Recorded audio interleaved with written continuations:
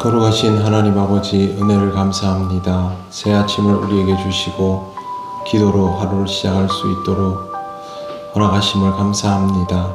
오늘도 하나님께 아뢰며 이 하루를 시작하오니 성령께서 우리를 인도하옵소서. 예수님 이름으로 기도드립니다. 아멘. 찬송가 336장 하나님께 찬양드립니다. 찬송가 336장입니다. 환난과 핍박 중에도 성도는 신앙 지켰네. 이 신앙 생각할 때에 기쁨이 충만하도다. 성도의 신앙 따라서 죽도록 충성하겠네. 옥중에 매인 성도나 양심은 자유 얻었네. 우리도 고난 받으면 죽어도 영광 되도다. 성도의 신앙 따라서 죽도록 충성하겠네. 성도의 신앙 본받아 원수도 사랑하겠네. 인자한 언어 행실로 이 신앙 전파하리라. 성도의 신앙 따라서 죽도록 충성하겠네.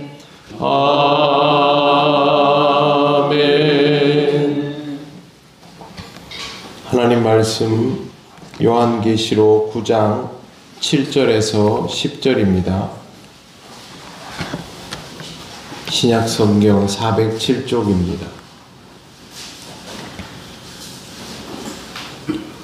요한계시록 9장 7절에서 10절 말씀 교독하겠습니다. 황충들의 모양은 전쟁을 위하여 준비한 말들 같고 그 머리에 금 같은 관 비슷한 것을 썼으며 그 얼굴은 사람의 얼굴 같고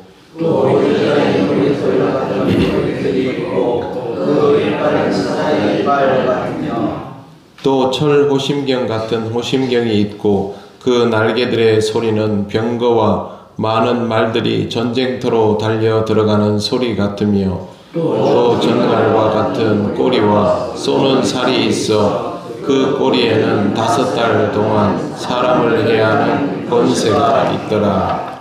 아멘. 네, 오늘 우리가 읽은 말씀은 5번째 전사가 나팔을 불 때 일어난 현상에 관한 것입니다. 황충의 모양이 소개되고 있습니다. 제일 먼저 7절을 보시면 황충의 모양은 전쟁을 위하여 준비한 말들 같고 라고 되어 있습니다. 황충을 일반 말에 비유한 것도 굉장히 이례적이라 하겠지만 전쟁용으로 준비한 말 같다라는 말은 황충이 단순히 이름 그대로의 곤충이 아니다라는 뜻입니다. 환상 속에서 보이는 것은 일반적인 곤충보다 훨씬 더 큰 말을 연상시킬 만한, 그렇게 사람이 탈 수 있을 만한 정도의 크기였을 가능성이 높습니다. 요한에게 그렇게 보였던 것이죠. 그리고 좀 더 특별해 보였기 때문에 전쟁을 위하여 준비한 말 같다라는 표현을 썼습니다. 머리에는 금 같은 관 비슷한 것을 썼으며 금관이 아니라 금관처럼 생긴 그런 것을 썼다라고 되어 있습니다. 이 말은 무언가를 썼다는 말보다는 머리 모양이 그렇게 생겼다로 해석할 수 있습니다. 투구벌레 같은 거 보면 머리 모양이 아예 투구처럼 그렇게 생겨 있지 않습니까? 아마도 그런 형태와 비슷할 것이라 생각을 합니다. 그런데 얼굴은 사람의 얼굴 같고 라고 되어 있습니다.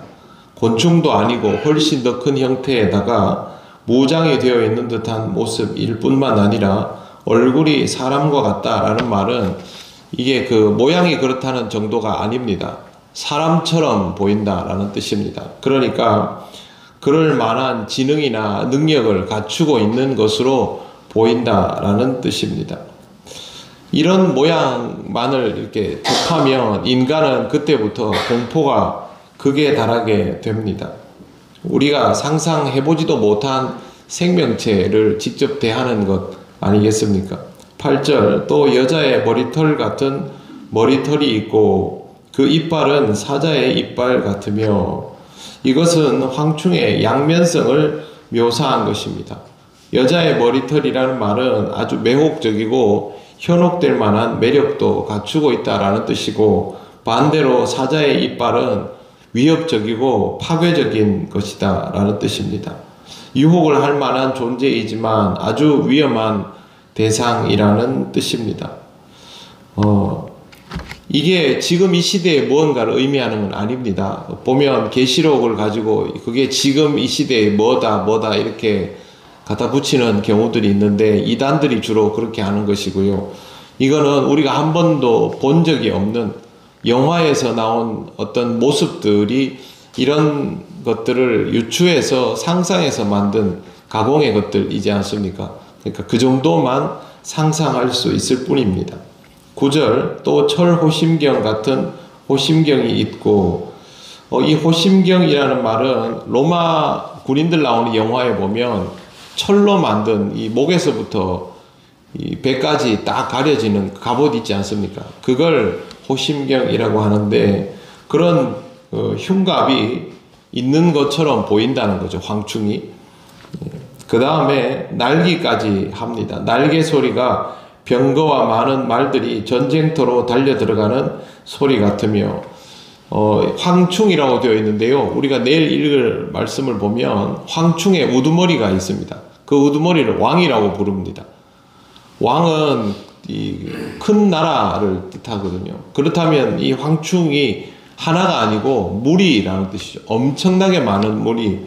그렇기 때문에 이 날개를 달고 있는 황충의 무리가 사이즈가 뭐 조그만한 벌이면 앵앵거리겠지만 사람보다 더 크거나 사람만한 이 개체가 거대한 군집을 이루면서 날개짓을 하고 날면 그러면 뭐 그 소리는 온 세상을 뒤덮을 만한 큰 소음이 될 것입니다.